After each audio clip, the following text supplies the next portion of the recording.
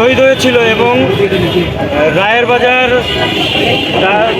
বুদ্ধিজীবী কবরস্থানে যারা গণকবর দেওয়া হয়েছিল তাদের স্মরণে সর্বফার্স্ট আমরা দোয়া এবং মোনাজাতের ব্যবস্থা করি ওইখানে। এবং তারই ধারাবাহিকতায় আজকে আমাদের দ্বিতীয় অধিবেশন হওয়ার কথা ছিল শাহবাগে, যেটা আমরা সবাইকে স্মরণ করিয়ে দিতে চাই।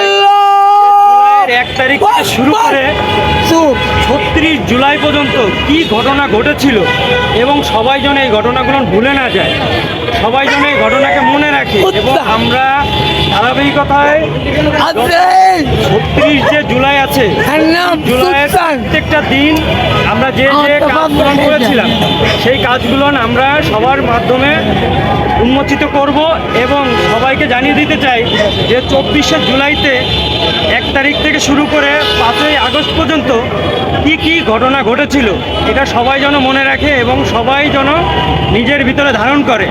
এবং এই 24-এর যে অকালে যে মৃত্যুগুলো ঘটেছিল এই মৃত্যুর কারণ যেন তারা সুস্পষ্টভাবে সবার সামনে উন্মোচিত করার জন্য প্রেশার ক্রিয়েট করে।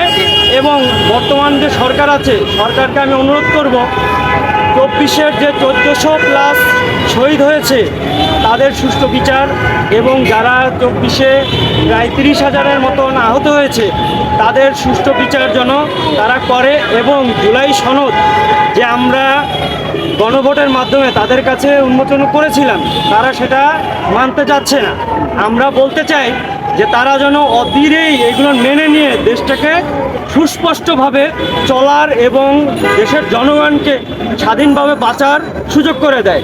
আর যেন কেউ স্বৈরাচার না হয়ে ওঠে এবং ফ্যাসিস্ট না হয়ে ওঠে, তার জন্য আমরা এই আয়োজনটা করেছি। 1 তারিখ থেকে শুরু করে 5ই আগস্ট পর্যন্ত আপনারা আমাদের সাথে থাকবেন এবং আমাদেরকে সাহায্য সহযোগিতা করে আমাদেরকে সামনের দিকে এগিয়ে যাওয়ার অনুপ্রেরণা দেবেন।